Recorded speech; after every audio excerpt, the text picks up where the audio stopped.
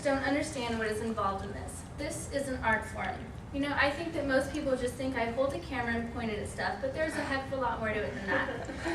This quote is what Larry says to Nancy in the movie Groundhog Day about being a photojournalist. I think this quote sums up the common misconception that most people have about photographers. They picture photographers just pointing their camera at things and instantly coming out with a perfect photograph, but there's a whole lot more to it than that. Personally, I've been interested in photography since my sophomore year in high school. And now at APU, I'm a graphic design major with my emphasis in photography, hoping to become a photographer myself one day. Through the years, I found out that there's a lot more than I originally thought to photography. So today, I will take you through the 3 steps it takes to get a good photo, which are setting up your picture, taking your picture, and editing your picture. The first phase is to set up your picture. Whenever you go any place that you think you're going to take photographs, you should have a plan in mind of what you want your pictures to be of and what you want them to look like. Once you have that plan in mind, you can find a location and set it up. To get a more interesting shot, you can start by changing your body position.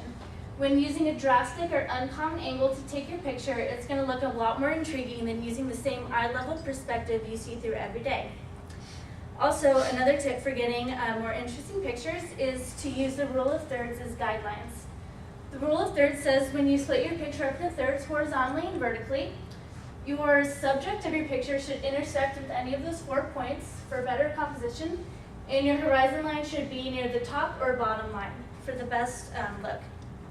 Try to never take your picture with your subject in the very center of your image. That's going to make for the most visually unpleasant shot possible, and no one will want to look at it.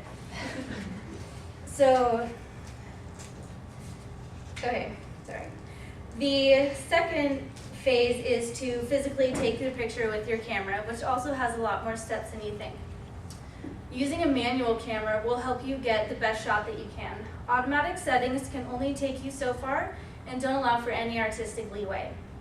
3 settings that you should be aware of on your camera are ISO, aperture, and shutter speed. ISO controls your camera's sensitivity to light. In dim lighting, you're going to want to use a high ISO. It's hard to see on here, but it makes your picture lighter, but it increases the graininess of your image. And in normal light, you're going to want to use a lower ISO, which keeps your image looking sharp. Aperture also affects the lighting of your image.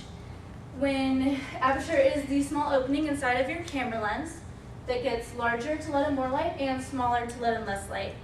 So when it's dark outside, you're going to want a large aperture to let in the most light, and when it's bright, a small one to keep out the light.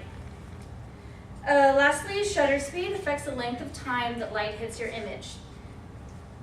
During the day, you want a fast shutter speed, and at night, a slow shutter speed. It also affects the way that you capture motion. So if you want an image that has motion frozen in time like this one here, you want to use a fast shutter speed.